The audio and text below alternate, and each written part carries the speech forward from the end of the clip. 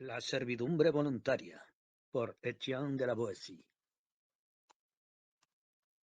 Ningún bien veo en tener varios señores, que uno sin más sea el amo, que uno solo sea el rey.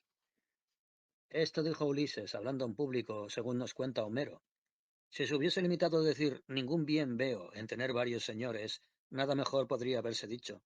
Sin embargo, allí donde el razonamiento habría exigido sostener que la dominación de varios no puede ser buena, porque ya el poder de uno solo, tan pronto como adopta el título de amo, es duro e irrazonable, se terminó añadiendo, justo al contrario, que uno sin más sea el amo, que uno solo sea el rey. Habría por ventura que perdonar a Ulises, quien, posiblemente, se vio obligado en aquel momento a emplear ese lenguaje para aplacar la revuelta del ejército, de modo que, creo yo, conformó sus palabras más a la ocasión que a la verdad. Pero si queremos hablar cabalmente, hemos de decir que es una desgracia extrema estar sujeto a un amo, con respecto al cual jamás podemos estar seguros de que sea bueno, ya que siempre está en su poder ser malo cuando quiera. Y tener varios amos es ser extremadamente desgraciado. Cuantos más amos se tengan, mayor la desgracia. No deseo abordar aquí el tan manido asunto de si las otras formas de república son mejores que la monarquía, aunque antes de cuestionarme qué rango debe poseer la monarquía entre las repúblicas, desearía saber si en realidad ha de otorgársele alguno, puesto que es difícil creer que haya algo público en esta forma de gobierno en la que todo es de uno. Mas esta cuestión ha de reservarse para otro momento, y bien exigiría un tratado aparte, que traería consigo todas las disputas políticas. En esta ocasión, no querría sino comprender cómo puede ser que tantos hombres, tantos burgos, tantas ciudades, tantas naciones, soporten a veces a un tirano solo, quien únicamente tiene el poder que aquellos le confieren, quien no tiene la capacidad de causarles mal alguno, sino en la medida en que aquellos albergan la voluntad de soportarlo, quien no podría hacerles daño a no ser que prefiriesen sufrirle que contradecirle. Ciertamente es gran cosa, y sin embargo algo tan común que debería causarnos más dolor y menos sorpresa, ver a 1 millón de hombres servir miserablemente, con el cuello bajo el yugo, no obligados por una fuerza mayor, sino de algún modo, o eso parece, encantados y fascinados por el solo nombre de uno, del cual no deben temer su poder, puesto que está solo, ni amar sus cualidades, ya que es para con ellos inhumano y salvaje. La debilidad entre nosotros los hombres es tal que a menudo tenemos que obedecer a la fuerza. Nos vemos obligados a hacer concesiones y a guardar, pues no podemos ser siempre los más fuertes. Por lo tanto, si una nación se ve obligada por la fuerza de la guerra a servir a uno, como ocurrió cuando la ciudad de Atenas sirvió a los 30 tiranos, no hay que sorprenderse de que obedezca, sino quejarse del accidente. O más bien, no hay que sorprenderse ni quejarse, sino soportar pacientemente el mal y reservar para el porvenir una mejor fortuna. Nuestra naturaleza es tal que los comunes deberes de la amistad prevalecen durante buena parte del curso de nuestra vida. Es razonable amar la virtud, estimar las buenas acciones, reconocer el bien por parte de aquel de quien lo hemos recibido y a menudo disminuir nuestra comodidad para aumentar el honor y las ventajas de la persona a la que amamos y lo merece.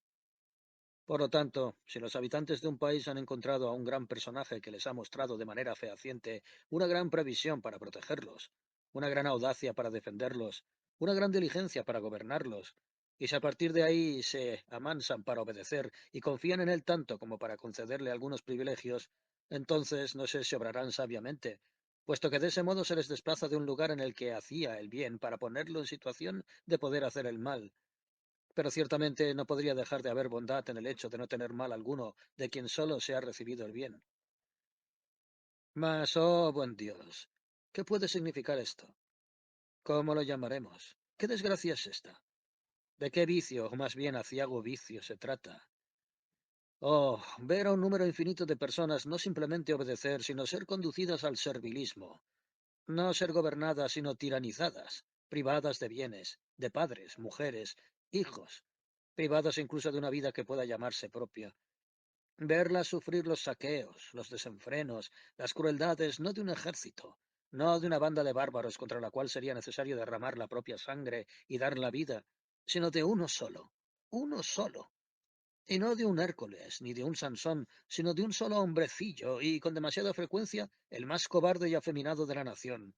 Uno no acostumbrado al polvo de las batallas, sino a lo sumo y con gran dificultad, a la arena de los torneos, No uno que pueda dominar por la fuerza a los hombres, sino uno completamente incapaz de servir vilmente a una damisela. ¿Llamaremos a esto cobardía? ¿Diremos que los que sirven son cobardes y pusilánimes? Si dos, si tres, si cuatro no se defienden de uno, ello resulta extraño, mas no imposible. Bien podría decirse entonces a justo título que es por falta de coraje.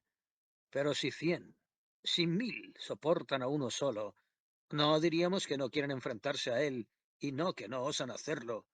No diríamos que no es cobardía, sino más bien desprecio o desdén. Si vemos que no 100, no 1000 hombres, sino 100 países, 1000 ciudades, 1 millón de hombres no acometen a uno solo, de quien el mejor tratado de todos ellos solo recibe este mal consistente en ser siervo y esclavo, ¿cómo podríamos llamar a eso? ¿Lo llamaremos cobardía? Hay naturalmente en todo vicio un límite más allá del cual no se puede pasar. Dos pueden tener miedo de uno solo, incluso puede que 10 lo tengan, pero si 1000, si 1 millón de hombres o 1000 ciudades no se defienden de uno, ello no es debido a la cobardía. Este vicio no llega tan lejos como tampoco la valentía llega tan lejos como para que uno solo asalte con su escala una fortaleza o acometa un ejército o conquiste un reino. Así pues, ¿qué vicio monstruoso es este que ni siquiera merece el título de cobardía, que no encuentra un nombre lo suficientemente vil, que la naturaleza niega haber producido y la lengua se niega a nombrar? Colóquense de un lado 50.000 hombres en armas y del lado opuesto otros tantos. Dispóngaselos, dispóngaselos en orden de batalla y que se enfrenten, los unos libres combatiendo por seguir siéndolo y los otros luchando por arrebatarles la libertad.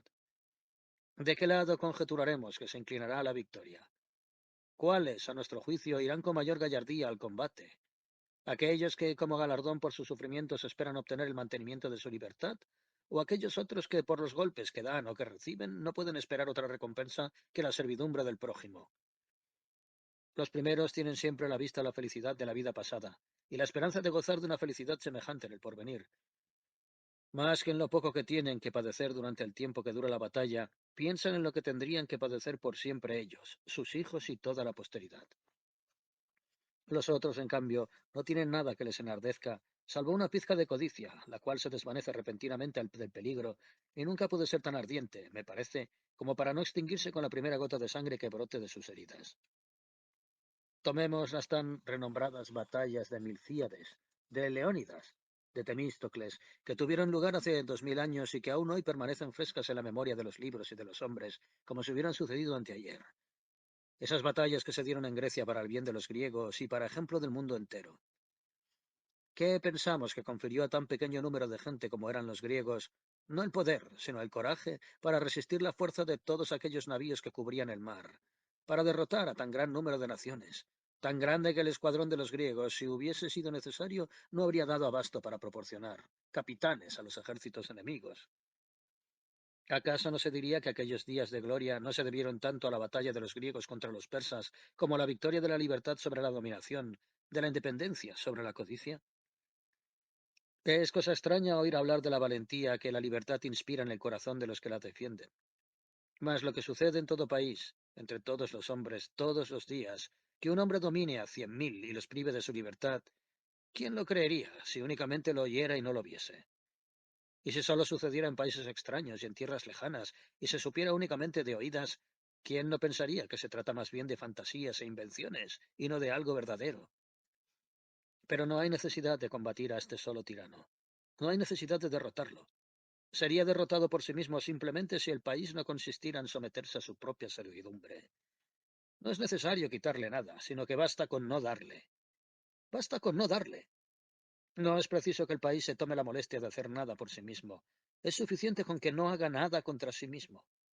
Son los propios pueblos los que se dejan o más bien se hacen reprimir, pues dejando de servir se verían libres. Es el pueblo el que se somete, el que se degüella, el que pudiendo elegir entre ser siervo o ser libre, abandona sus libertades y se unce al yugo. El que consiente su mal, o más bien lo persigue. Si le costase algo recobrar su libertad, y yo no le apremiaría a ello, aunque no hay nada que el hombre deba estimar más que recuperar su derecho natural, y por así decirlo dejar de ser bestia para volver a ser hombre. No exijo de él tan grande audacia. Dejemos que prefiera la dudosa seguridad de vivir miserablemente antes que la incierta esperanza de vivir como le plazca. Y bien, entonces, si para tener libertad no hace falta más que desearla, si no hay necesidad más que de un simple deseo, ¿hay acaso alguna nación en el mundo que considere que un solo deseo es un precio demasiado elevado por recobrar el bien? Toda nación debería estar dispuesta a pagar con su sangre por ese bien, y perdido éste, todas las gentes de honor deberían contemplar la vida como insoportable y la muerte misma como una liberación. El fuego de una pequeña chispa ciertamente se hace grande y no deja de crecer, y cuanto más madera encuentra a su paso, más dispuesto está a quemar. Pero no es necesario echarle agua para apagarlo, pues basta con no darle más madera. Y así, al no tener nada más que consumir, se consume por sí mismo y pierde toda su fuerza, y deja de ser fuego. Pues bien, del mismo modo los tiranos, cuanto más saquean, más exigen, más arruinan y destruyen. Cuanto más se les da y más se les obedece, más fuertes y más vigorosos se vuelven. Más dispuestos están a aniquilarlo y destruirlo todo. Pero si nada se les da, si no se les obedece, ni siquiera es necesario combatirlos ni atacarlos, pues se quedan desnudos y son derrotados, y ya no son nada, al igual que les ocurre a las ramas, que se secan y mueren cuando la raíz se queda sin alimento. Cuando se trata de alcanzar el bien deseado, los audaces no temen el peligro, los juiciosos no rechazan el esfuerzo. Solo los cobardes y los torpes son incapaces tanto de soportar el mal como de recobrar el bien, y se limitan a desear este último. Aunque su cobardía les arrebata la fuerza necesaria para pretender alcanzarlo, el deseo de poseerlo permanece en ellos por naturaleza. Y es que este anhelo de todas las cosas que, una vez adquiridas, llenan de satisfacción y de gozo, es común a los sabios y a los indiscretos, a los valientes y a los cobardes.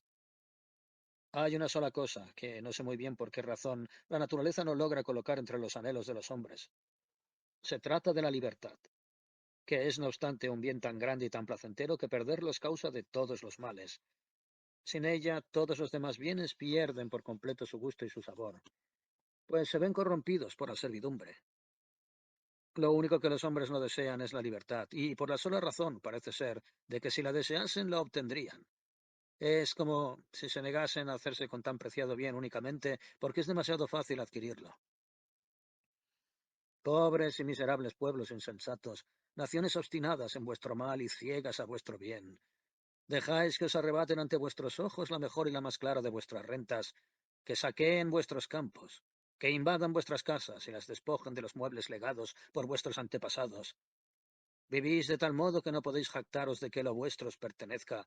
Tanto es así que parece que en adelante os sentiríais afortunados de poder disfrutar en arriendo de vuestros bienes, vuestras familias y vuestras vidas. Y todo este daño, este infortunio, esta ruina, no proviene de vuestros enemigos, sino ciertamente de un solo enemigo, aquel de cuya grandeza sois vosotros los autores, aquel por el cual acudís con tanto valor a la guerra, aquel por cuya gloria no dudáis en sacrificar vuestras vidas.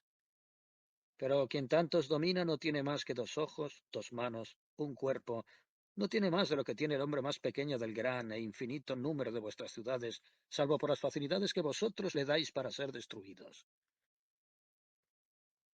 ¿De dónde saca tantos ojos con los que espiaros si no se los dais vosotros? ¿Cómo tiene tantas manos para golpearos si no las toma de vosotros? ¿Acaso los pies con los que pisotea vuestras ciudades no son sino los vuestros? ¿Cómo es que tiene algún poder sobre vosotros si no es por vosotros mismos? ¿Cómo osaría atacaros si no contara con vuestro acuerdo? ¿Qué podría haceros si no encubrierais al ladrón que os saquea, si no fueseis cómplices del asesino que os mata y traidores a vosotros mismos? Sembráis vuestras cosechas para que él arrase con ellas, amuebláis y adornáis vuestras casas para abastecer sus saqueos. Criáis a vuestras hijas para que él tenga con quien saciar su lujuria. Criáis a vuestros hijos para que, en el mejor de los casos, se los lleve a sus guerras, los conduzca a la carnicería, los convierta en ministros de su codicia y ejecutores de sus venganzas. Os fatigáis para que él pueda disfrutar de sus manjares y regodearse en sus viles y sucios placeres. Os extenuáis para hacerlo más fuerte e inflexible y para que le resulte más fácil ataros en corto. Y de todas estas indignidades, que ni las mismas bestias soportarían, podríais vosotros liberaros sin necesidad de esfuerzo, simplemente deseando hacerlo. Decidíos a no servir más, y seréis hombres libres. No pido que os lancéis sobre él, ni que le derroquéis, sino tan solo que dejéis de apoyarlo, y entonces lo veréis caer por su propio peso como si fuese un gran coloso al que se le ha retirado la base que lo sostiene. Mas ciertamente, los médicos aconsejan no tocar las llagas incurables, de modo que tal vez no obré yo con prudencia al intentar predicar sobre esto al pueblo, que ha perdido desde hace mucho tiempo todo conocimiento de este mal. Ya no lo siente, lo cual es muestra suficiente de que su enfermedad es mortal. Por lo tanto, intentemos averiguar cómo es que esta obstinada voluntad de servir ha enraizado de forma tan profunda que parece ahora que el amor mismo a la libertad no es natural. Para empezar, me parece fuera de toda duda que si viviéramos con los derechos que la naturaleza nos ha dado y según las enseñanzas de ésta, seríamos naturalmente obedientes a nuestros padres. Estaríamos sujetos a la razón y no seríamos siervos de nadie. Todos los hombres son testigos de la obediencia que cada cual, sin otra admonición que la que le hace su propia inclinación natural, rinde a su padre y a su madre. En cuanto a la razón, si ésta nace con nosotros o no, cuestión debatida a fondo por los académicos y abordada por todas las escuelas de los filósofos, creo no equivocarme en esta ocasión si digo que existe en nuestra alma alguna semilla natural de razón. Y ésta, cultivada por el buen consejo y la costumbre, florece en forma de virtud, mientras que si no logra resistir los vicios sobrevenidos, termina por verse ahogada por ellos. Pero ciertamente, si hay algo claro y evidente en este mundo, y ante lo cual uno no puede cerrar los ojos, es el hecho de que la naturaleza, ministra de Dios y gobernante de los hombres, nos ha hecho a todos de la misma forma, y, según parece, con el mismo molde, para que así nos reconozcamos todos como compañeros o más bien como hermanos. Y si al repartir sus dones la naturaleza ha favorecido a unos más que a otros, ya sea con respecto al cuerpo o al espíritu, lo cierto es que no ha pretendido, sin embargo, ponernos en este mundo como en un campo de batalla, y no ha enviado aquí abajo a los más fuertes ni a los más astutos para que actúen como salteadores armados en un bosque y devoren a los más débiles. Más bien hemos de creer que al establecer estas diferencias entre unos y otros, al hacer que unas acciones fueran más grandes y otras más pequeñas, la naturaleza ha querido dejar espacio para el afecto fraternal, a fin de que éste estuviera donde emplearse, de modo que ha dotado a unos del poder de prestar su ayuda y a otros de la necesidad de recibirla. Y así esta buena madre nos ha dado a todos la tierra entera por morada, nos ha alojado a todos en la misma casa, nos ha configurado a todos siguiendo el mismo patrón, para que al mirarnos los unos a los otros casi podamos reconocernos a nosotros mismos. Nos ha hecho a todos ese gran presente de la voz y la palabra con las que intimar y fraternizar, para que forjemos así, mediante la común y mutua declaración de nuestros pensamientos, una comunión de nuestras voluntades. Ha procurado por todos los medios estrechar y fortalecer el vínculo de nuestra alianza en sociedad. Ha mostrado en todas las cosas el deseo, no tanto de unirnos a todos, como de hacer de todos uno. Por lo tanto, no cabe dudar de que todos somos naturalmente libres, pues todos somos compañeros y no puede caber en el entendimiento de nadie que la naturaleza haya puesto a alguien en servidumbre, dado que nos ha puesto a todos en compañía. Pero en verdad, de nada sirve debatir si la libertad es natural, puesto que a nadie se le puede someter a la servidumbre sin hacerle daño, y nada hay en el mundo más contrario a la naturaleza, siendo razonable, que la ofensa. Esto es, no nos queda sino aceptar que la libertad es natural, y por el mismo razonamiento, en mi opinión, que no solo hemos nacido en posesión de nuestra libertad, sino también con la pasión de defenderla. No obstante, si por ventura albergamos alguna duda al respecto y estamos tan envilecidos que somos incapaces de reconocer nuestro propio bien, así como nuestros afectos naturales, entonces será necesario que os rinda los honores que os corresponden, y que, por así decirlo, haga sentarse en esta cátedra a las bestias salvajes, para que os muestren vuestra naturaleza y vuestra condición. Las bestias, por el amor de Dios. Si los hombres no se niegan a escucharlas, les gritan ¡Viva la libertad! Muchas de ellas mueren tan pronto como son capturadas. Del mismo modo que el pez abandona la vida en cuanto abandona el agua, así también aquellas cierran los ojos a la luz en cuanto ven perdida su libertad natural. Si entre los animales hubiera algún tipo de preeminencia, harían de la libertad su título de nobleza.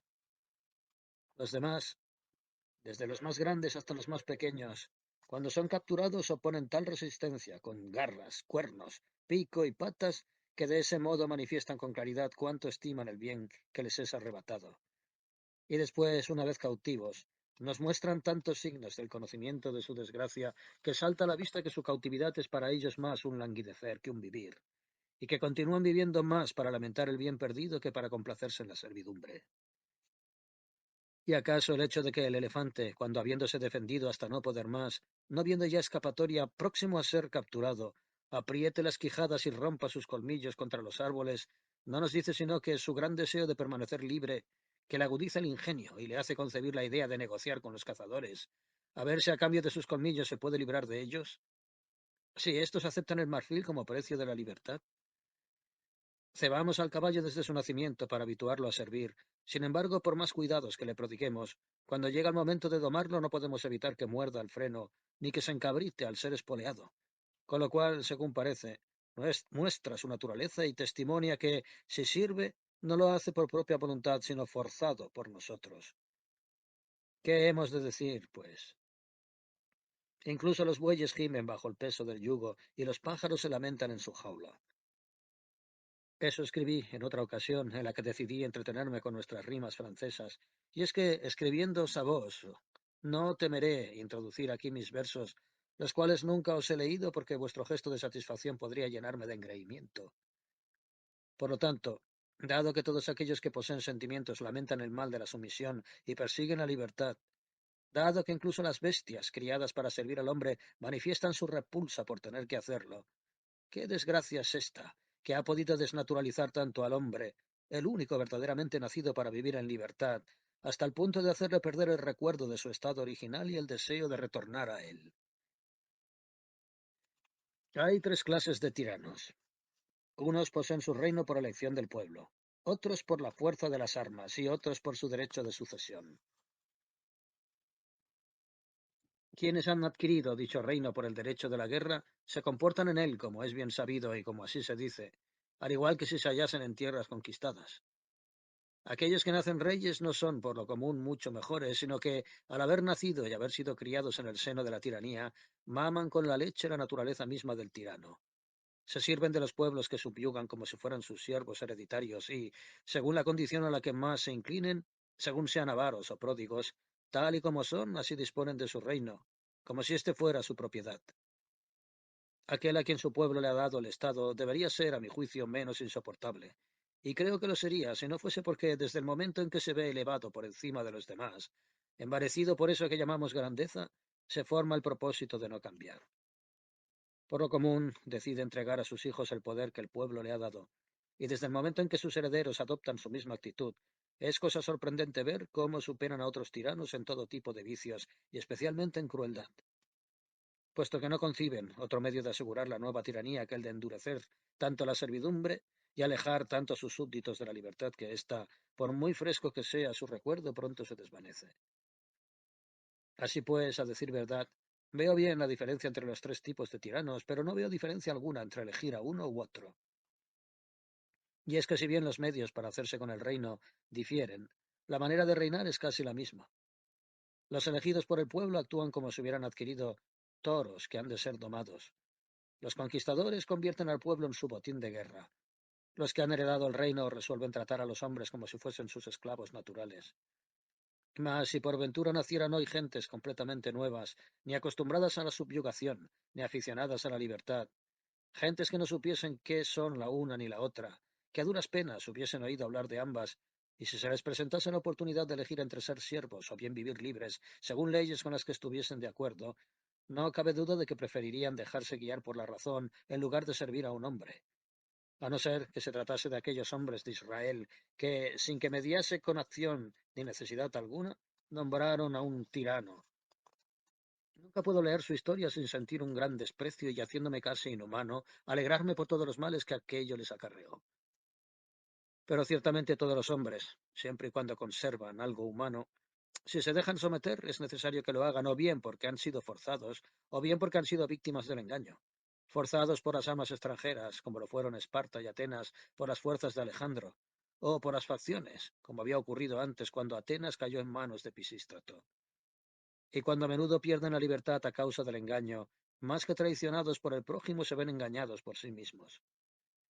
Así, las gentes de Siracusa, la principal ciudad de Sicilia, esas gentes, urgidas por las guerras, pensando descuidadamente tan solo en el peligro presente en aquel momento, elevaron a Dionisio al rango de primer tirano, pues le confiaron el mando del ejército sin antes precaverse contra él por haberlo engrandecido tanto, De modo que esta buena pieza, al regresar victorioso, como capitán se hizo rey, y como rey tirano, y se comportó como si no hubiese vencido a sus enemigos, sino a sus ciudadanos. Es increíble que el pueblo, desde el momento en que se ve subyugado, caiga de forma tan repentina en un olvido de su libertad tan profundo que ya no le resulta posible despertarse y recobrarla. De modo que sirve tan resueltamente y de tan buen grado que, al contemplarlo, se diría no que ha perdido su libertad, sino que ha ganado su servidumbre. Cierto es que al principio se sirve coaccionado y vencido por la fuerza, pero los que vienen después sirven sin arrepentimiento y hacen voluntariamente aquello que sus antecesores habían hecho por coacción. Y ello es así, porque los hombres que nacen bajo el yugo y que son después alimentados y criados en la servidumbre, sin mirar más allá, se contentan con vivir como han nacido. Y dado que no piensan en la posibilidad de tener otro bien ni poseer otro derecho que aquellos con los que se han encontrado, contemplan como natural el estado en el que han nacido. Y sin embargo, no hay heredero tan pródigo e indolente que no eche en alguna ocasión un vistazo a los libros de cuentas de su padre, para comprobar así si disfruta de todos los derechos que éste le legó, o si por el contrario les han usurpado algo, a él o a sus predecesores. Mas, ciertamente, la costumbre tiene en todas las cosas un gran poder sobre nosotros, y nunca es mayor su fuerza que para enseñarnos a servir. Del mismo modo que, según se dice, Mitrídates se habituó a beber venenos, así también nosotros nos acostumbramos a tragar y no encontrar amargo el veneno de la servidumbre. Es innegable que la naturaleza ejerce su poder sobre nosotros, que nos moldea según su voluntad y revela si somos bien o mal nacidos, pero hemos de confesar que su poder es menor que el de la costumbre. Y es que aquello que es de carácter natural, por muy bueno que sea, se pierde si no se lo fomenta, mientras que aquello que hemos mamado siempre nos da forma a su manera, sea esta cual sea, a pesar de la naturaleza. Las semillas del bien que la naturaleza deposita en nosotros son tan pequeñas y delicadas que no logran resistir el menor impacto de aquello que nos ha nutrido en sentido contrario. Esas semillas no se conservan con la misma facilidad con la que degeneran, se degradan y no llegan a nada. Son más o menos como los árboles frutales que, teniendo todas sus particularidades naturales, las conservan si se las deja crecer, pero las pierden tan pronto como se les hace un injerto para que den otros frutos distintos a los suyos. Todas las hierbas tienen sus propiedades, su naturaleza y su singularidad, pero la helada, el clima, el suelo o la mano del jardinero hacen aumentar o disminuir mucho sus virtudes. La misma planta que hemos visto en un lugar nos resulta irreconocible en otro. Quien vea a los venecianos, un puñado de hombres que viven tan libremente que incluso el más malvado de ellos no querría ser el rey de todos, esos hombres nacidos y criados de tal modo que no conocen otra ambición que la de preocuparse por quién se encargará con mayor prudencia de cuidar la libertad. Hombres así enseñados y habituados desde la cuna de tal manera que no aceptarían todas las riquezas de la tierra a cambio de perder lo más mínimo de esa libertad. Quien haya visto, digo, a esos personajes, y después, partiendo de Venecia, vaya a las tierras de aquel a quien llaman Gran Señor, y vea a gentes cuyo deseo es haber nacido únicamente para servirle, y que para mantener su poder abandonarían sus vidas, ¿pensará acaso que esos hombres y aquellos son de la misma naturaleza? ¿No considerará más bien que, habiendo dejado atrás una ciudad de hombres, ha entrado en un parque de animales? Se dice que Licurgo, el legislador de Esparta, crió a dos perros que eran hermanos, ambos amamantados con la misma leche, pero que a uno lo engordó en la cocina y al otro lo acostumbró a los campos y al sonido de la trompa y el cuerno de caza, y que, queriendo mostrar al pueblo el lacedemonio que los hombres son tal como la educación los hace, llevó a los dos perros al mercado y colocó entre ambos una sopa y una liebre, de modo que uno corrió a por la sopa y el otro por la liebre. Sin embargo, dijo Licurgo, son hermanos. Pues bien, de este modo, con sus leyes y su política, educó y formó el mencionado Licurgo a los lacedemonios, y les hizo tanto bien con ello que todos tuvieron en mayor estima el morir de 1000 muertes que el reconocer a otro señor que la ley y la razón. Encuentro gran placer en recordar la conversación que mantuvieron una vez uno de los favoritos de Jerjes, el gran rey de los persas, y dos lacedemonios. Cuando Jerjes preparaba su gran ejército para la conquista de Grecia, envió a sus embajadores a las ciudades griegas a pedir agua y tierra. Tal era la manera que tenían los persas de conminar a las ciudades a que se rindiesen. Sin embargo, no envió a ninguno a Atenas ni a Esparta, puesto que Darío, su padre, ya lo había hecho, y los atenienses y los espartanos habían arrojado a unos dentro de sus fosos y a otros a sus pozos, diciéndoles que podían coger cuanta tierra y cuanta agua quisiesen para llevárselas a sus príncipes. Y es que estas gentes no podían soportar que se atentase contra su libertad, ni siquiera de palabra. Pues bien, tras haber obrado de tal manera, los espartanos cayeron en la cuenta de que habían desatado el odio de los dioses, sobre todo de Taltibio, el dios de los heraldos, de modo que a fin de apaciguarlos acordaron enviar a Jerjes a dos de sus ciudadanos para que se presentaran ante él y que éste dispusiera de ellos como quisiera, resarciéndose así de la muerte de los embajadores de su padre. Dos espartanos, el uno llamado Esperte y el otro Bulis, se ofrecieron voluntarios para entregarse como pago. Y así hacia allá marcharon, y estando en camino llegaron al palacio de un persa llamado Hidarnes, quien era lugarteniente del rey en todas las ciudades costeras de Asia.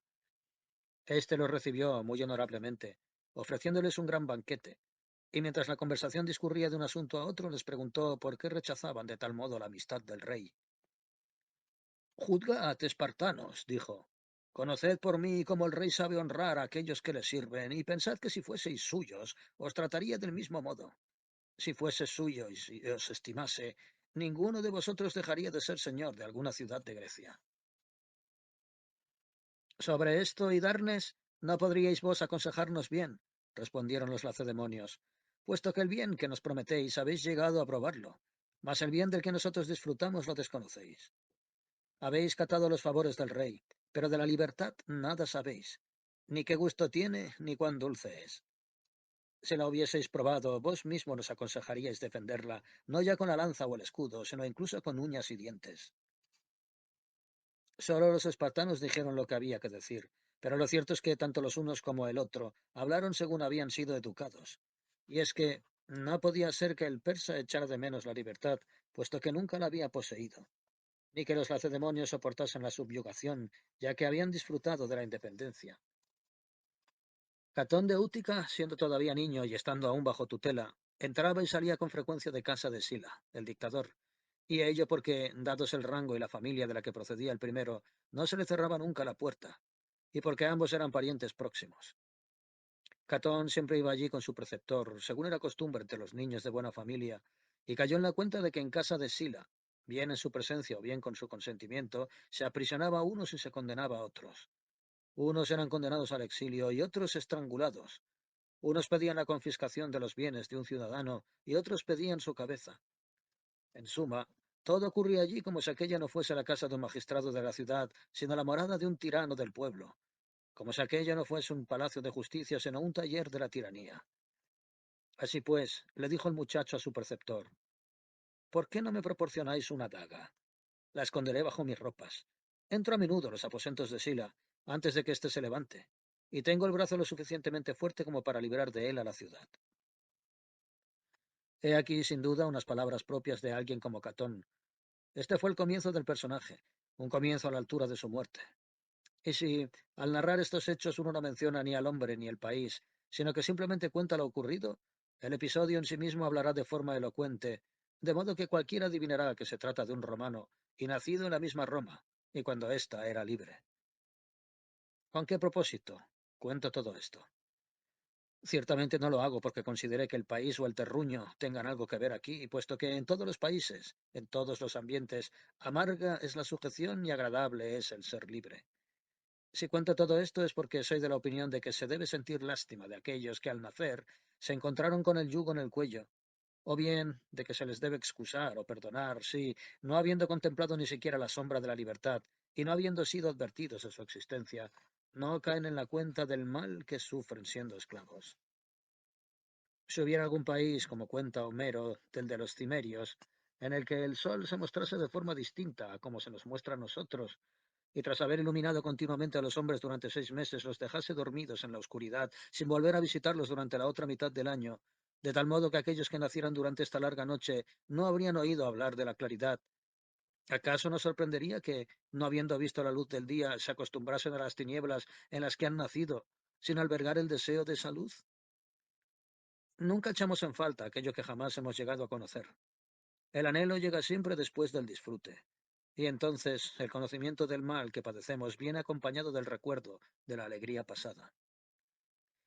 La naturaleza del hombre es ser libre y querer serlo, pero es también tal que el hombre se pliega naturalmente a aquello que la educación le dicta.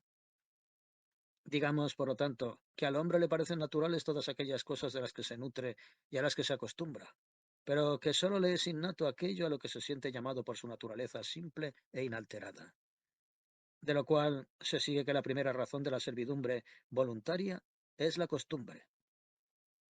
Los más bravos caballos muerden al principio las bridas, pero terminan por disfrutar de ellas. Cocean al principio al ser ensillados, pero después disfrutan de sus arneses, y orgullosos se ufanan bajo la barda. Así los hombres dicen que siempre han estado sometidos, que sus padres han vivido de ese modo. Creen estar obligados a soportar el mal y se convencen mediante el ejemplo y la imitación de los demás. Ellos mismos recurren al pasado para fundamentar la dominación de quienes los tiranizan. Pero lo cierto es que los años pasados no otorgan jamás el derecho de hacer el mal, sino que agrandan la ofensa.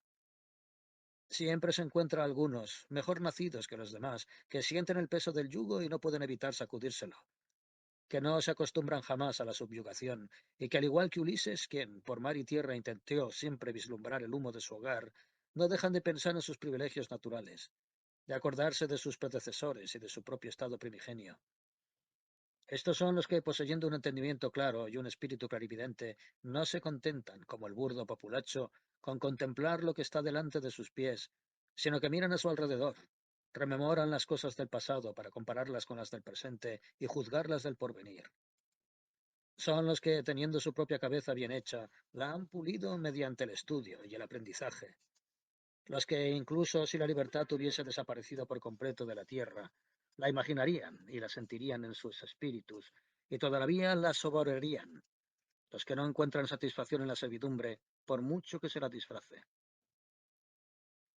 El gran turco sabe bien que los libros y la doctrina dan a los hombres, más que cualquier otra cosa, el sentido y el entendimiento para reconocerse a sí mismos y odiar la tiranía. Infiero que en sus tierras apenas tiene sabios, pues no los necesita. El celo y el afecto de aquellos que han conservado la devoción por la libertad resulta estéril, porque por muchos que sean, no se reconocen entre sí. Bajo el tirano han sido totalmente privados de la libertad de obrar, de hablar y casi de pensar, y permanecen aislados en sus aspiraciones. De hecho, Momo, el dios burlón, no se mofó demasiado cuando, para criticar al hombre que Vulcano había hecho, dijo que echaba en falta una pequeña ventana en el corazón de ese hombre para que a través de ella se pudiesen ver sus pensamientos. Se ha dicho que Bruto, Casio y Casca, cuando emprendieron la liberación de Roma, o más bien del mundo entero, no quisieron que Cicerón, un entusiasta del bien público como jamás hubo otro, tomase parte, pues consideraban que su corazón era demasiado débil para tan elevada hazaña. Confiaban en la voluntad de éste, pero no estaban seguros de su valor. Sin embargo, quien estudie los hechos del pasado y los anales antiguos no encontrará prácticamente a ningún hombre que no haya logrado liberar a su país de manos malvadas cuando ha emprendido la tarea con intención firme y sincera. La libertad, como para revelar su naturaleza, parece haber conferido nueva fuerza a tales hombres. Armodio y Aristogitón, Trasíbulo, Bruto el Viejo, Valeriano y Dión ejecutaron con éxito aquello que pensaron de forma virtuosa, y es que en casos semejantes la fortuna casi nunca abandona a la buena voluntad. Bruto el joven y Casio lograron eliminar la servidumbre, y si bien encontraron más tarde la muerte cuando intentaban restaurar la libertad, no murieron miserablemente. Pues qué blasfemia sería decir que hubo algo de miserable en esos hombres, en su muerte o en su vida, sino que ciertamente su muerte supuso un gran prejuicio, la perpetua desgracia y la ruina entera de la República, la cual, según parece, fue enterrada con ellos. Las demás empresas llevadas a cabo desde entonces contra los emperadores romanos no fueron más que conjuras de gentes ambiciosas, las cuales no merecen que nos compadezcamos por las desgracias que sufrieron, pues es fácil constatar que no desearon suprimir la corona, sino cambiarla de sitio, que pretendieron expulsar al tirano, pero para mantener la tiranía. Por lo que a mí respecta, no podría sino desear que ese tipo de hombres fracase, y me alegro de que su ejemplo haya servido para mostrar que no se debe tomar en vano el santo nombre de la libertad, que ésta no debe servir como pretexto para embarcarse en malas empresas.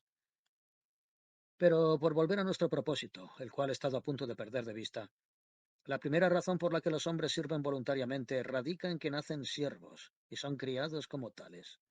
Y de esta se sigue otra. Bajo el tirano, los hombres fácilmente se vuelven cobardes y afeminados. Y le estoy muy agradecido a Hipócrates, el gran padre de la medicina, por haber observado esto y haberlo registrado en uno de sus tratados, titulado de las enfermedades. Este personaje ciertamente tuvo el corazón en el lugar correcto y lo mostró bien cuando el gran rey persa quiso atraerlo con ofrecimientos y grandes regalos, pues le respondió resueltamente que sentiría un gran peso en su conciencia si se dedicase a curar a los bárbaros que deseaban matar a sus compañeros griegos, o si sirviese con su arte a quien pretendía someter a Grecia. La carta que le envió todavía se le oye entre sus obras, y siempre será testimonio de su gran valor y de su noble naturaleza.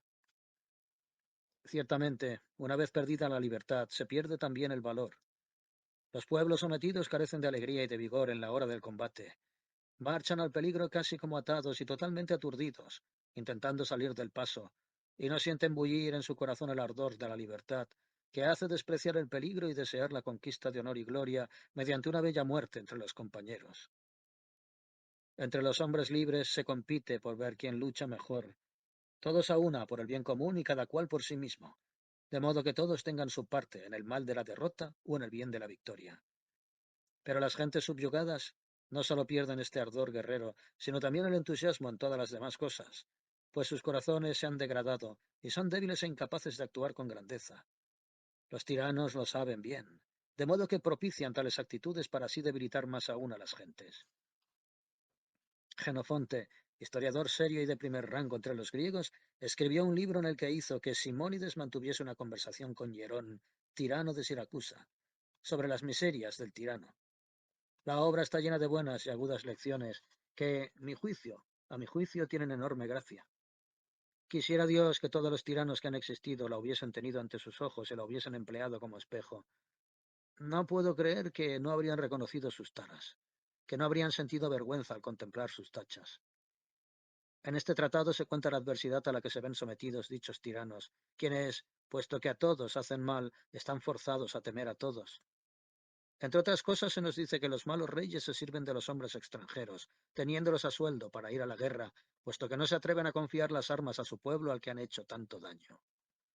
Sin duda, ha habido buenos reyes que han tenido a sueldo a naciones extranjeras, como han hecho los franceses mismo, y más aún antaño que en nuestros días.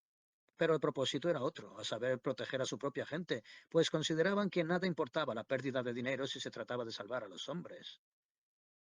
Aquí, Etienne de la Boétie habla naturalmente en tono irónico. Así habló, según creo, Escipión el africano, quien dijo que preferiría haber salvado a un ciudadano antes que haber vencido a 100 enemigos. Pero ciertamente es cosa clara que el tirano piensa que su poder jamás está asegurado hasta que alcance el punto en que bajo él no se encuentre ya hombre alguno de valor. Por lo tanto, con razón se le diría aquello que Trasón, según Terencio, se jactaba de haber reprochado al amo de los elefantes. ¿Acaso eres tan bravo por tener las bestias a tu cargo? Pero esta astucia de tirano, embrutecer a sus súbditos, no puede observarse más claramente que en lo que Ciro hizo a los lidios cuando, tras haber tomado Sardes, la principal ciudad de Lidia, y haber apresado a Creso, aquel rey tan rico recibiera noticia de que los habitantes de la ciudad se habían sublevado. Pronto los habría reducido por la fuerza, pero como no deseaba saquear ciudad tan bella ni verse en la dificultad de mantener allí un ejército para custodiarla, se le ocurrió un gran remedio para reducirla. Estableció burdeles, tabernas y juegos públicos, y emitió una ordenanza según la cual los habitantes de la ciudad debían frecuentarlos. Y esta particular guarnición resultó tan eficaz que desde entonces Ciro nunca más se vio la necesidad de desenvainar la espada contra los lidios. En adelante estas pobres y miserables gentes se entretuvieron en inventar todo tipo de juegos. Tanto es así que de ahí extrajeron los latinos el vocablo para lo que nosotros llamamos pasatiempo, pues ellos decían ludi, como si quisieran decir lidia.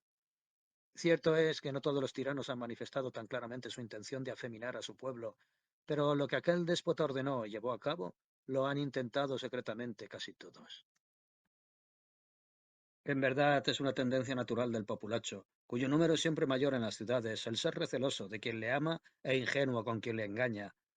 No penséis que hay pájaro que caiga más fácilmente atrapado por el señuelo, ni pez que pique más prontamente el anzuelo cautivado por el cebo. Los pueblos son seducidos por la servidumbre, al menor halago que se les hace. Es realmente asombroso que se dejen atrapar tan pronto como los lisonjean un poco.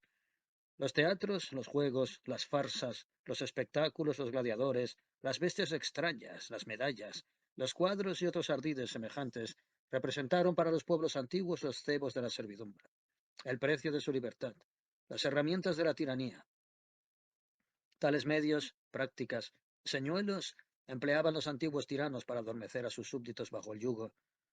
Así los pueblos estupefactos, encontrando hermosos estos pasatiempos, distraídos por el vano placer ante sus ojos, se acostumbraron a servir tan ingenuamente como los niños aprenden a leer, seducidos por las resplandecientes imágenes de los libros ilustrados. Los tiranos romanos fueron un paso más allá. Celebraban a menudo banquetes públicos con los que engatusaban a la canalla, pues ésta se deja conducir más que por otra cosa por el placer del estómago. Y es que ni el más despierto e inteligente entre el populacho habría abandonado su cuchara de sopa para recobrar la libertad de la República de Platón. Los tiranos daban muestras de generosidad repartiendo trigo, vino y sestercios, y entonces todos gritaban de forma lamentable ¡Viva el rey! Los muy lerdos no caían en la cuenta de que no estaban haciendo otra cosa que recuperar una parte de lo que era suyo, de que el tirano no podría darles eso si antes no se lo hubiese quitado a ellos mismos.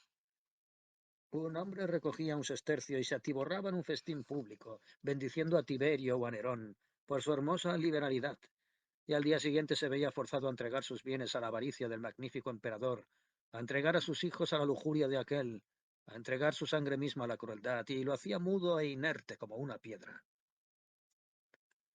El populacho siempre ha sido así, disoluto y abierto al placer que no se puede obtener sin caer en la deshonra, e insensible al daño y al dolor que no se puede tolerar de forma honesta.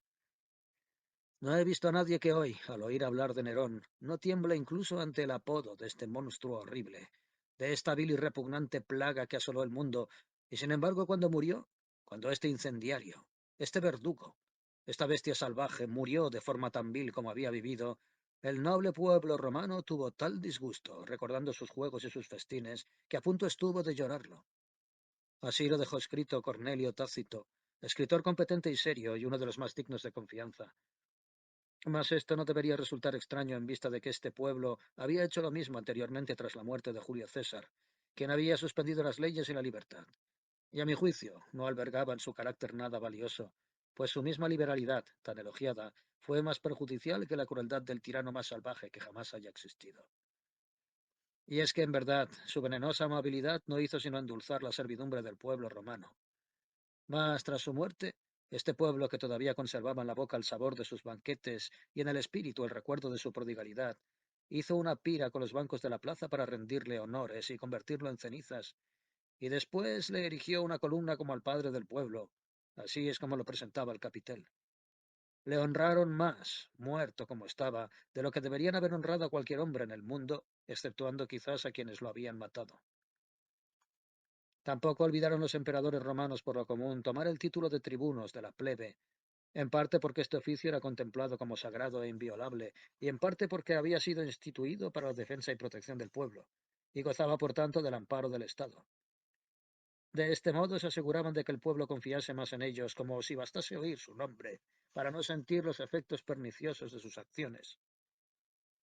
Y en nuestros días no obran mucho mejor aquellos que, antes de hacer mal a alguno, sobre todo si éste es de importancia, lo justifican con algún bello discurso sobre el bien público y el alivio común. Ya conocéis las fórmulas que se emplean con bastante astucia en algunos lugares, aunque ciertamente no puede haber inteligencia allí donde hay tanta imprudencia. Los reyes de los asirios, e incluso después de ellos, los de los medos, se presentaban en público con la menor frecuencia posible, puesto que así sembraban en la mente del populacho las dudas con respecto a si sus reyes no eran, de alguna manera, algo más que hombres. Mantenían en esta ilusión a las gentes que gustosamente se entregan a la imaginación cuando se trata de cosas que no pueden juzgar con la vista. Así, muchas de las naciones que estuvieron durante largo tiempo bajo el imperio asirio se acostumbraron a la servidumbre gracias a este misterio, y sirvieron de mejor gana, puesto que no sabían qué amo tenían, ni apenas si tenían alguno. Temían de oídas a uno que jamás nadie había visto. Los primeros reyes de Egipto rara vez se mostraban sin acompañarse ora de un gato, ora de una rama, ora de un fuego sobre su cabeza, y así se enmascaraban y actuaban como prestidigitadores. Al hacer esto, por lo extraño de las cosas, inspiraban en sus súbditos reverencia y admiración, pero si se hubiesen presentado así ante personas que no hubieran sido demasiado estúpidas ni demasiado serviles, no habrían hecho a mi juicio sino despertar la diversión y la risa. Es lamentable ver de cuántas cosas se valieron los tiranos del pasado para fundar su tiranía. cuántos pequeños medios emplearon y cómo encontraron siempre al populacho convenientemente crédulo, presto a caer en sus redes. De hecho, siempre engañaron a sus víctimas tan fácilmente que mientras se burlaban de ellas las esclavizaban más aún. ¿Y qué decir de esa otra patraña que los pueblos antiguos tomaron por dinero contante y sonante? Creyeron firmemente que el dedo gordo del pie de Pirro, rey de los epirotas, hacía milagros y curaba a los enfermos del bazo. E incluso enriquecieron más la leyenda al decir que, después de que hubiese sido quemado el cadáver del rey, se había encontrado entre las cenizas el dedo, el cual no había sido tocado por el fuego. En cualquier caso, el pueblo necio fabrica él mismo las mentiras para después creerlas. Muchos hombres han escrito tales cosas, pero lo han hecho de un modo que es fácil ver, que se han limitado a recoger los rumores de la ciudad y las vanas conversaciones del populacho. Así Vespasiano, volviendo de Asiria y pasando por Alejandría en su camino hacia Roma para apoderarse del imperio, hizo maravillas. Recompuso a los cojos, devolvió la vista a los ciegos y llevó a cabo muchos otros prodigios con respecto a los cuales, en mi opinión, los crédulos que no veían la trampa estaban más ciegos que aquellos otros a quienes él había curado. Los propios tiranos han encontrado muy extraño que las gentes pudiesen tolerar que un solo hombre les hiciese mal, de modo que han tendido a parapetarse tras la religión, y siempre que les ha sido posible se han revestido de divinidad para mantener su malvada vida. Así lo hizo Salmoneo, quien, si hemos de creer a la Sibila de Virgilio, paga ahora por haber engañado al pueblo, imitando a Júpiter. Esto nos cuenta lo que vio en el infierno más profundo.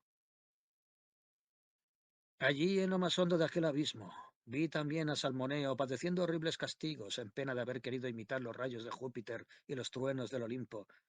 Tirado por un carro de 4 caballos y blandiendo teas, iba ufano por los pueblos de Grecia y cruzaba su ciudad de Élide, reclamando por así los honores debidos a los dioses.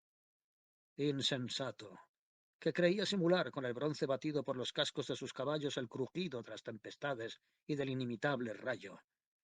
Pero el Padre Omnipotente le disparó entre densas nubes un dardo. No teas, no humeantes llamas, y le precipitó en el profundo abismo. Si este salmoneo, que no hacía otra cosa que comportarse como un necio, es en estos momentos también tratado en el infierno, creo que aquellos que han abusado de la religión para dar rienda suelta a su maldad se encuentran allí con mayor merecimiento. Los nuestros han empleado en Francia instrumentos similares: sapos, flores de lis, la sagrada ampolla y la oriflama. Por lo que a mí respecta, no deseo ser incrédulo, puesto que ni nosotros ni nuestros ancestros hemos tenido hasta ahora motivo para el escepticismo.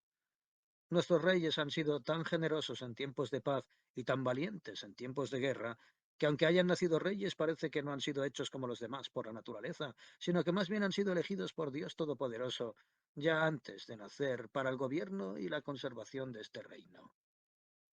Incluso aunque esto no fuera así, no quisiera yo entrar aquí en Linza para poner en cuestión la verdad de nuestra historia.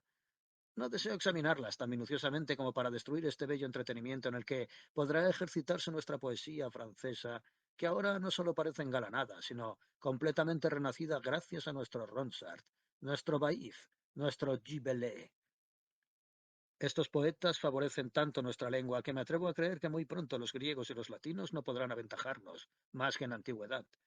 Y ciertamente, gran daño haría yo a nuestra poesía, palabra que empleo con gusto, que no me desagrada, a pesar de que muchos la hayan convertido en algo mecánico, pues veo a bastantes hombres capaces de ennoblecerla y de restaurar su primer honor. Gran daño le haría, yo digo, si la privara ahora de esas bellas historias del rey Clodoveo, pues me parece ver ya cuán agradable y cuán feliz será la inspiración de nuestro Ronsard en su La Francíada. Aprecio el alcance de la obra. Conozco el espíritu agudo y la gracia de este hombre. Él se servirá de la oriflama, tal como los romanos se sirvieron de los escudos sagrados que fueron arrojados a la tierra desde el cielo, según nos cuenta Virgilio.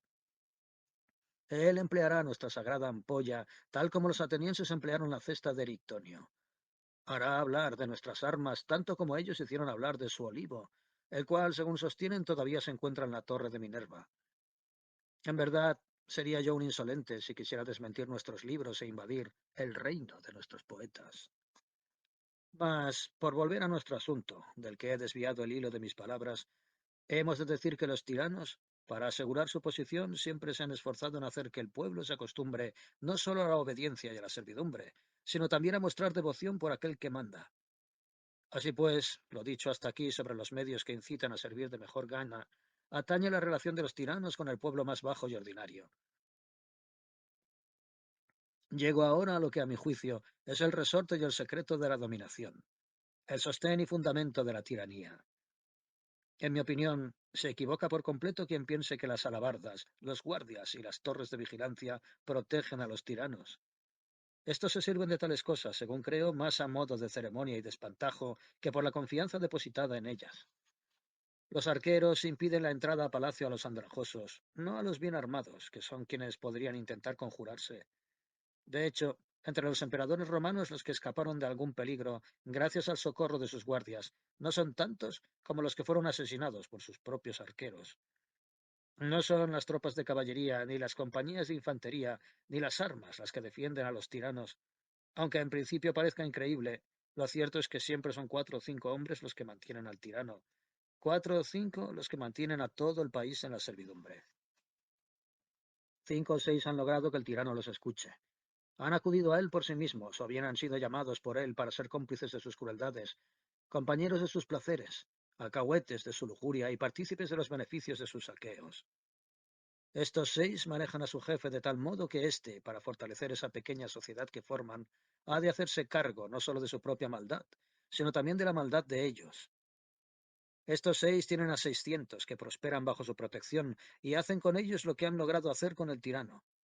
Y estos 600 tienen bajo ellos a 6000, a quienes han otorgado privilegios y han concedido o bien el gobierno de las provincias o bien el manejo de las finanzas, para que así puedan servir como instrumentos de la avaricia y la crueldad, para que ejecuten las órdenes cuando llegue el momento, para que hagan tanto mal que ya solo podrán sobrevivir bajo la sombra de los 600 y solo gracias a estos podrán librarse de la ley del castigo que les corresponde. Grande es el cortejo que viene detrás de esto, y quien quiera entretenerse tirando del hilo verá que no son aquellos 6000, sino 100.000, sino millones los que así se atan al tirano. Y es que, según Homero, Júpiter se jactaba de arrastrar hacia sí a todos los dioses y tiraba de una cadena. Tal es el esquema que subyace al aumento del número de senadores bajo Julio César, al establecimiento de nuevos cargos, a la creación de nuevas funciones. Ciertamente no se busca con ello la reforma de la justicia, sino nuevos sostenes de la tiranía. En suma, mediante favores grandes o pequeños, se obtienen ganancias con los tiranos, de modo que en última instancia nos encontramos con que hay tantas gentes para las cuales la tiranía parece ser beneficiosa como gentes para las cuales la libertad sería agradable. Del mismo modo que, según los médicos, cuando alguna parte del cuerpo tiene algún mal y surge una alteración en otro lugar, pronto se reúnen ambos males.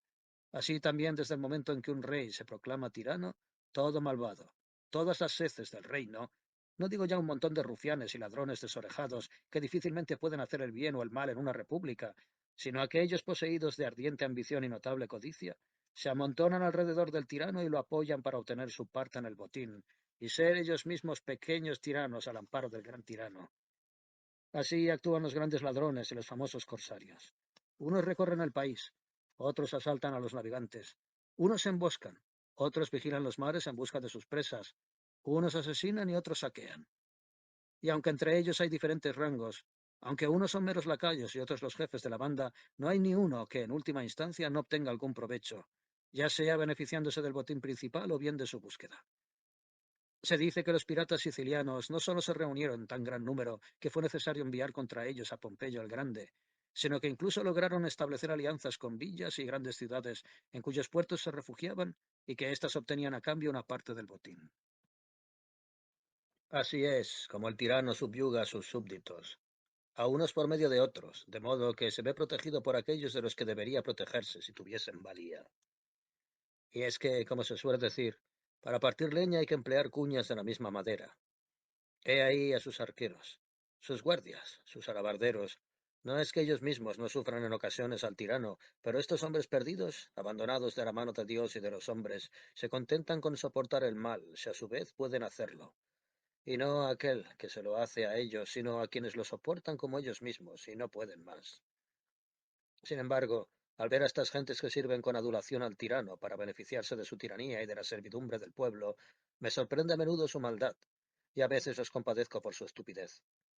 Pues a decir verdad, ¿qué otra cosa significa acercarse al tirano sino alejarse de la propia libertad y abrazar a la servidumbre? aferrarse a ella, que se les permita dejar por un momento a un lado su ambición, desprenderse de parte de su codicia, contemplarse y reconocerse a sí mismos, y entonces verán claramente que los pueblerinos, los campesinos a quienes pisotean tanto como pueden, a quienes tratan peor que a los convictos o los esclavos, son, sin embargo, a pesar del maltrato que reciben, afortunados, y en cierto modo libres, si se los compara con quienes así los maltratan. El labrador y el artesano, por muy subyugados que se encuentren, únicamente tienen que hacer lo que se les dice.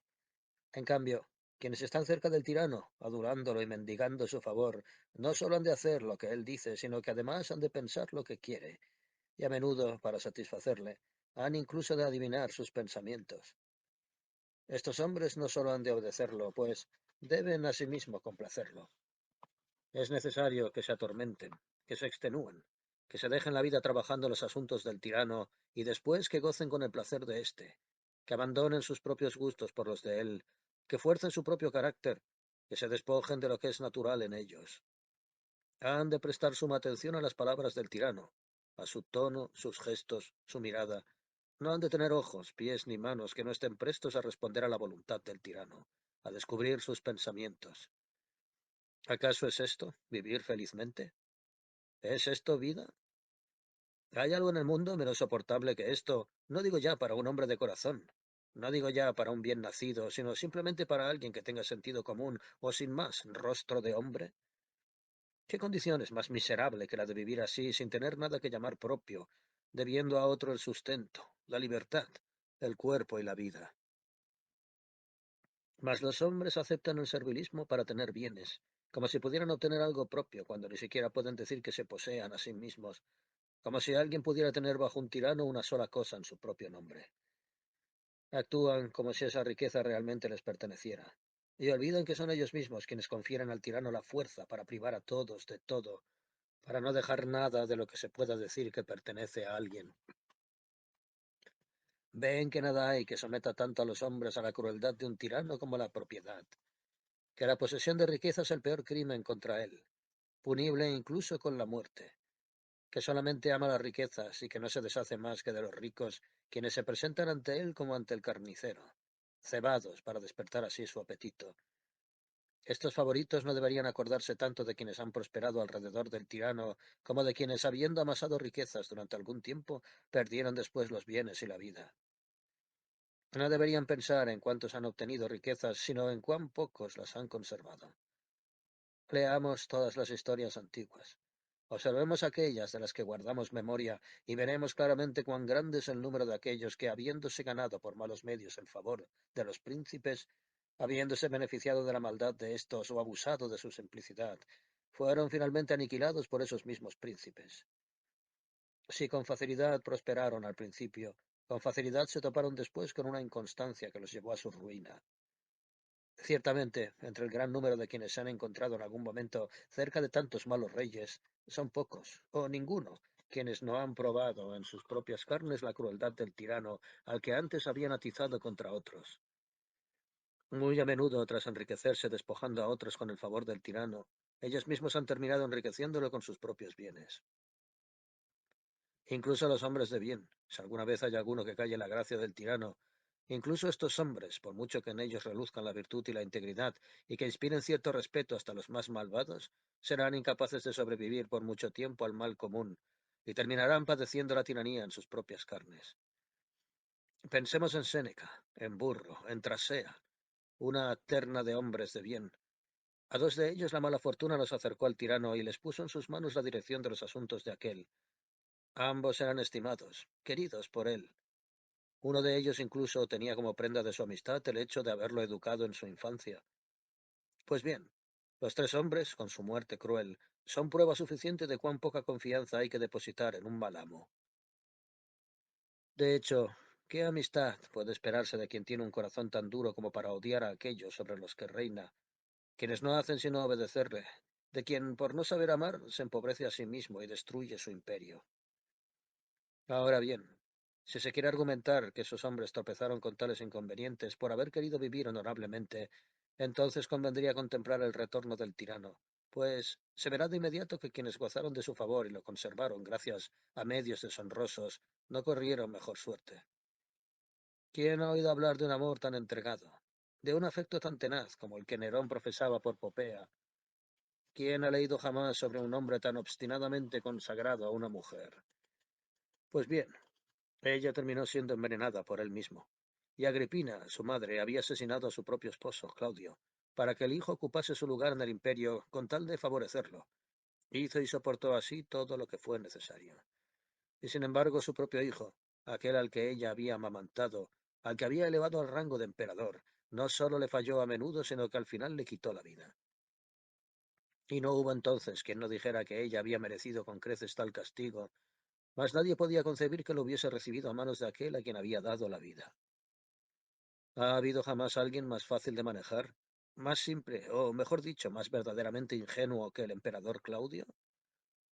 ¿Ha habido alguien más encaprichado de una mujer de lo que él lo estaba de Mesalina? Pues bien, finalmente él mismo la dejó en manos del verdugo.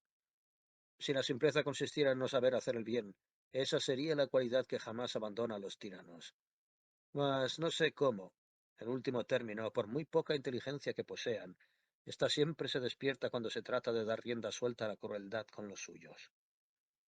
Es bien conocida la anécdota de aquel otro tirano que al ver descubierta la garganta de su esposa, quien era lo que él más amaba, y sin la cual parecía que no supiese vivir, le susurró estas bellas palabras. Tu hermoso cuello pronto sería cortado si así lo ordenase yo. Esta es la razón por la cual la mayoría de los tiranos antiguos eran asesinados, generalmente por sus favoritos, quienes, habiendo conocido la naturaleza de la tiranía, no podían albergar confianza en el capricho del tirano, sino desconfianza de su poder. Así Domiciano fue asesinado por Estéfano, Cómodo por una de sus concubinas, Antonino por Macrino, y del mismo modo casi todos los demás. El hecho es que el tirano nunca es verdaderamente amado, ni él ama nunca. La amistad es una palabra sagrada, es cosa santa. Jamás se da sino entre gentes de bien, y no arraiga sino por medio de la estima mutua. Se mantiene en aras no tanto de los beneficios como de la vida buena.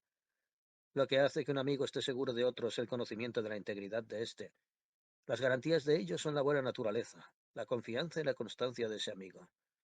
No puede darse la amistad allí donde hay crueldad, donde hay deslealtad, donde hay injusticia. Cuando los malvados se reúnen solo hay conspiración, no compañía. Estos no se aman, sino que se temen. No son amigos, sino simplemente cómplices. Pero incluso si todo eso no constituyera un obstáculo, sería difícil encontrar en un tirano un amor seguro, pues al estar él por encima de todos y no tener iguales, se encuentra ya allende los límites de la amistad, la cual tiene su verdadero sostén en la igualdad. Para no cojear, sus miembros han de ser iguales. He aquí por qué hay entre los ladrones, según se dice, cierta fe en el reparto del botín. Entre ellos se sienten iguales y compañeros, y si no se aman entre sí, al menos se temen los unos a los otros y no quieren debilitar su fuerza creando divisiones.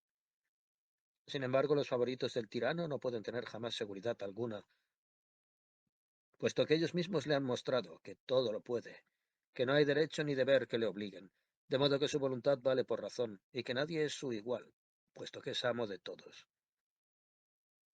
Es por lo tanto una gran lástima que viendo tantos ejemplos notorios, viendo el peligro tan presente, nadie desee escarmentar en cabeza ajena, aprender a expensas del prójimo, y que entre todas esas gentes que se aproximan de tan de buena gana al tirano, no haya nadie tan sabio y audaz como para decirle lo que, según narra el cuento, le dijo el zorro al león, que se hacía pasar por enfermo. Con sumo gusto iría a visitarte a tu guarida, pero veo muchas huellas de animales que avanzaron hacia ella y ninguna de su vuelta. Estos miserables ven relucir los tesoros del tirano. Contemplan boquiabiertos su esplendor y, atraídos por semejante brillo, se acercan sin darse cuenta de que caen en un fuego, que no pueden dejar de consumirlos. Así, según cuentan las fábulas antiguas, el sátiro indiscreto, al ver alumbrar el fuego hallado por Prometeo, lo estimó tan hermoso que fue a besarlo y se quemó. Y así es como la mariposa, esperando obtener algún placer, se mete en el fuego, porque reluce, y prueba entonces la otra virtud desde éste, la de quemar, como cuenta el poeta toscano. Pero incluso si estos favoritos escapan en alguna ocasión de las manos de aquel al que sirven, nunca se salvan del rey que le sucede. Si éste es bueno, hay que rendir cuentas y reconocer al menos su razón. Si es malo y se parece a su predecesor, contará también con sus propios favoritos, los cuales no suelen contentarse con ocupar el lugar de los otros, sino que a menudo quieren disponer además de sus bienes y sus vidas. ¿Cómo puede ocurrir entonces que, siendo el peligro tan grande y tan poca la seguridad, haya alguien que desee encontrarse en esta desgraciada situación y, a pesar de tantas dificultades, servir a un amo tan peligroso? Oh, Dios verdadero, qué sufrimiento, qué martirio es este. Estar ocupado día y noche pensando en cómo agradar a un hombre y sin embargo temerlo más que a nadie en el mundo. Tener los ojos bien abiertos y el oído atento para atisbar de dónde vendrá el golpe, para descubrir emboscadas, para escudriñar el gesto de los compañeros en busca de posibles traiciones. Sonreír a todos y sin embargo temer a todos. No tener ningún enemigo abierto, pero tampoco un amigo seguro, siempre con el rostro sonriente y el corazón helado, sin poder estar alegre ni atreverse a estar triste. Pero es un placer considerar lo que esos hombres obtienen a cambio de ese gran tormento y el bien que pueden esperar de sus penas y de su miserable vida. El pueblo, ante el mal que sufre, no acusa al tirano, sino a aquellos que le influyen. Los pueblos, la nación entera, todos, hasta los campesinos y labradores, dan los nombres de aquellos, descubren sus vicios, arrojan sobre ellos mil ultrajes, mil insultos, mil maldiciones. Todas las oraciones, todos los deseos se dirigen contra ellos. Les culpan de todas las desgracias, todas las pestes, todas las hambrunas, y si alguna vez les rinden en apariencia algún honor, los maldicen al mismo tiempo en el fondo de su corazón. Los aborrecen más que las bestias salvajes. He aquí la gloria. He aquí el honor que por sus servicios reciben de las gentes, quienes si pudiesen despedazar sus cuerpos no se darían todavía por satisfechas, no se sentirían ni medio resarcidas de su sufrimiento. No en vano.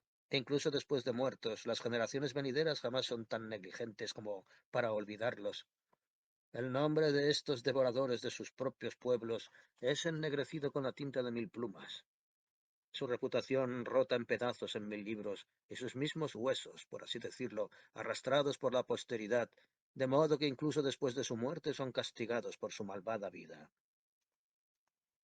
Por lo tanto, aprendamos de una vez, aprendamos a obrar bien. Alcemos la vista al cielo por nuestro honor, por el amor mismo de la virtud, o, hablando cabalmente, por el amor y el honor de Dios Todopoderoso, testigo infalible de nuestros actos y justo juez de nuestras faltas.